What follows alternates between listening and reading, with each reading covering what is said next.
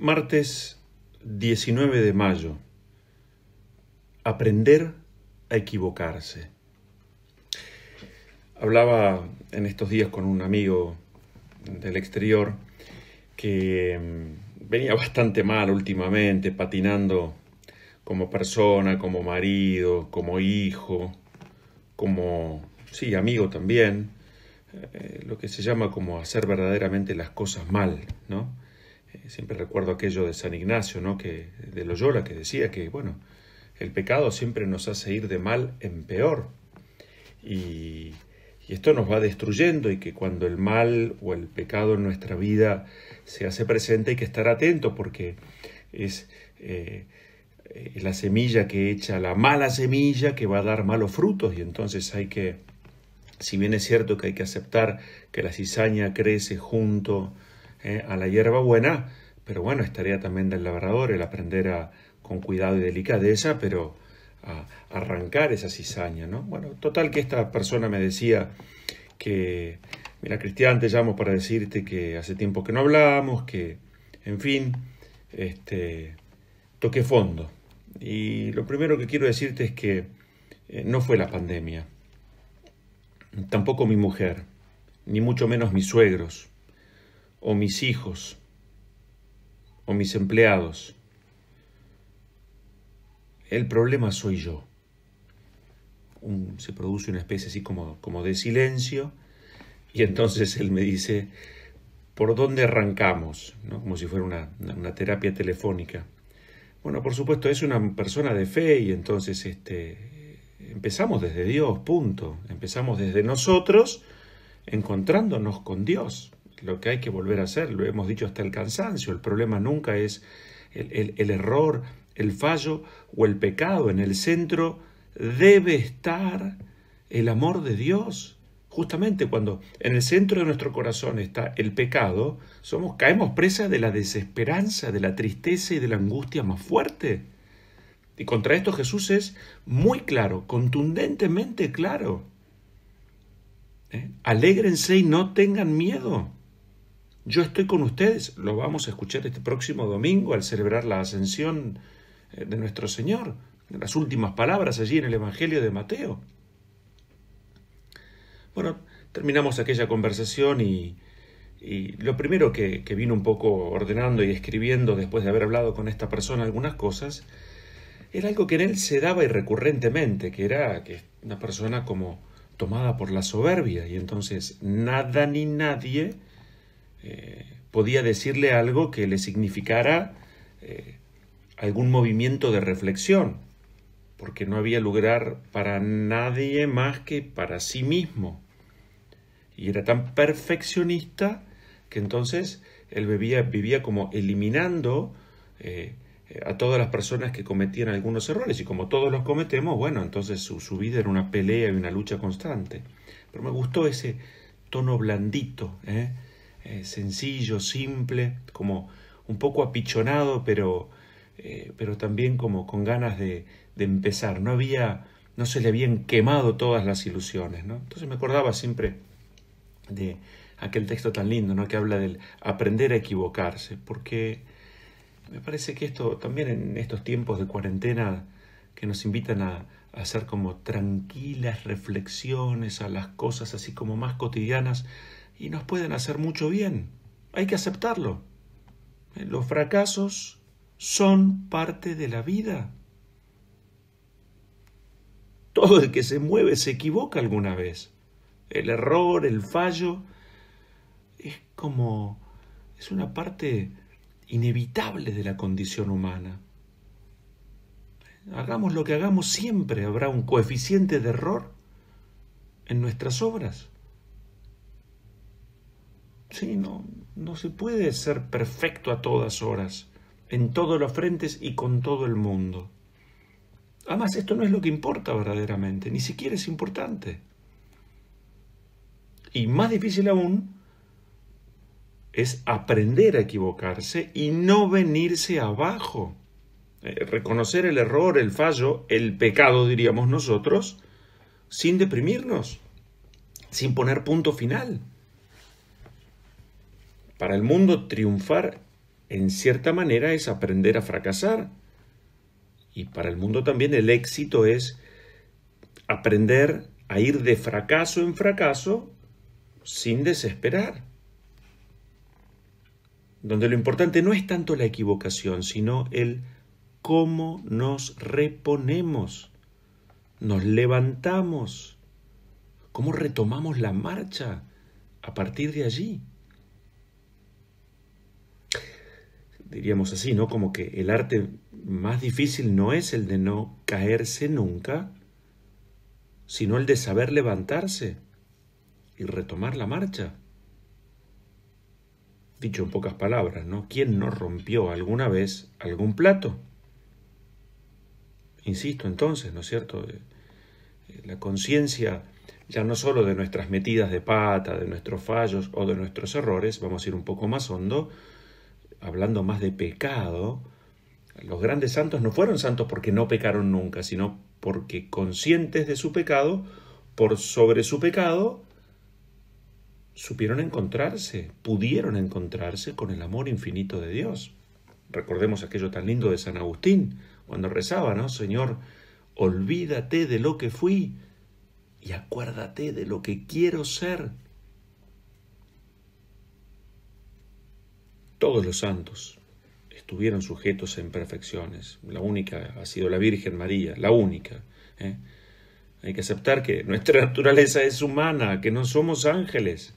Porque a veces yo me doy cuenta, entre la gente existe como esta, a todos nos puede pasar, como la exigencia casi como que superar a nuestra naturaleza. Entonces, la aceptación de lo que somos, seres finitos, humanos que pecamos, bueno, nos tiene que poner también delante de el cuidado para que no nos perturbemos y desanimemos cuando caigamos en esa experiencia de equivocación, de error o de pecado, ¿no? Porque mientras vamos camino al cielo, sí, hay que aceptarlo. Progresamos poco a poco. Hay que aceptar que nuestras imperfecciones, las de antes, tal vez nos acompañen toda la vida y muy seguramente aparecerán otras tantas nuevas, ¿no es cierto? Que camina se tropieza. Es imposible vivir sin meter la pata, ¿eh? Por eso nos hace bien que, en un sentido como más, en una interpretación, si se quiere, más amplia, bueno, escuchemos con ánimo renovado aquellas palabras tan consoladoras de Jesús. No se inquieten, que no se turbe su corazón, no se desesperen, ocúpense. Sí, por supuesto, lo decíamos en estos días, a tomar la propia vida con las dos manos, claro que sí, con seriedad, pero por Dios, con misericordia. Los más santos, decía San Francisco de Sales, no son los que cometen menos errores, sino los que tienen más coraje, generosidad, amor, los que se esfuerzan en superarse y no temen tropezarse alguna vez. Son conscientes de sus caídas, pero no desesperan, ni siquiera de sus manchas, porque lo importante para ellos no es todo esto, sino el poder avanzar. Decía San Francisco de Sales, si caemos, no permanezcamos tirados y sucios, recobremos el ánimo, y entonces sí, esforcémonos por mejorar. Pues si me caí, bueno, ya está, me pongo de pie, y sé que Dios, lo más importante, el más importante, Él me perdona. Él manifiesta que para eso es infinitamente misericordioso. Entonces lo que me toca a mí es levantarme, no permanecer allí tirado y encima sucio, no solamente caído, sino tirado y sucio. Bueno, entonces a levantarse. Cuando caigas, eleva tu corazón suavemente, conocedor de tu miseria, pero sin extrañarte de tu caída. Eso es recuperar la humildad. Porque, dice él, no es de admirar que la enfermedad sea enferma, que la debilidad sea débil o miserable la miseria.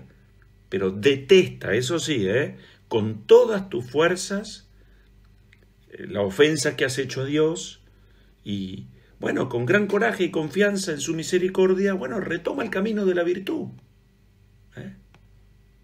Pero ojo con la tristeza, mucho cuidado, porque de esa tristeza no se saca ningún provecho. La tristeza que deprime, que encierra, que hunde, es la así llamada como tristeza mala. Es aquella que, lo hemos dicho también, que el demonio busca instalar en nuestro corazón justamente con el fin de tenernos presa del desánimo, del desaliento, de la angustia creciente y de todas las tensiones y desastres que vienen de esta situación. Esa tristeza hace que el alma esté llena de inquietud, la hace tener temores desubicados, fuera de lugar. Esa tristeza hace que uno viva con disgustos en la oración. Hace como privar al alma del sano consejo que otros nos brindan. Esa tristeza nos introduce en la distracción. Esa tristeza hace que no podamos tomar oportunas y necesarias decisiones. Nos hace perder el buen juicio, debilita nuestras fuerzas. Y además, esa tristeza quita toda suavidad y deja al alma como paralizada. Palabras de San Francisco de Sales. Entonces, hay una tristeza que es la de, bueno, he fallado al Señor, le he fallado a las expectativas de, no sé, mi marido, mi mujer, a las propias inclusive, la traición a los valores recibidos. Pero bueno, esa lectura a mí me pone en situación de ánimo a ponerte de pie, a pedir perdón, a retomar la marcha, a estar más atento. Ese es como el arrepentimiento que surge inspirado por el buen espíritu. Es el que nos ayuda a crecer y a madurar. Por eso la calma es tan importante. Si caemos en alguna imperfección, nunca vamos a salir de allí por inquietarnos mucho. Al contrario, como el pez que queda, o el ave presa de una red e intenta con toda su fuerza salir, cada vez vamos a estar más enredados, más atrapados. Entonces el arrepentimiento que nos lleva a tomar conciencia de nuestros fallos, de nuestros errores o equivocaciones, debe ser sereno, claro, constante, cotidiano, diríamos así, pero sin dejar que nos perturbe y nos quite la paz interior y nos sumerja en el plano de la desesperanza. Nunca.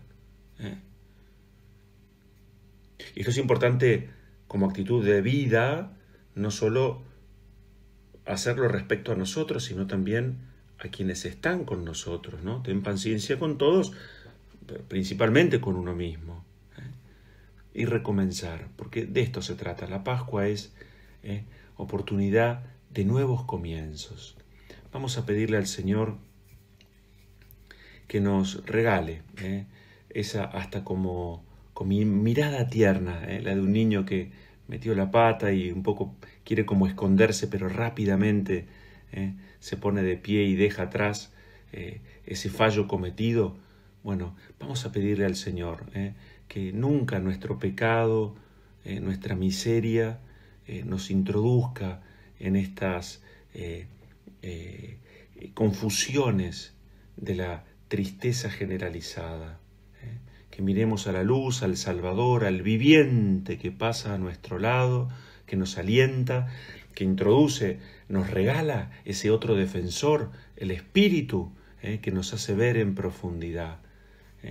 Y que acaso, teniendo esa mirada llena de misericordia y de paciencia para con nosotros, tengamos también esa mirada paciente y llena de misericordia para con los demás. Se lo pedimos al Señor, pidiéndole a Él también que nos acompañe con su bendición, en el nombre del Padre, del Hijo y del Espíritu Santo.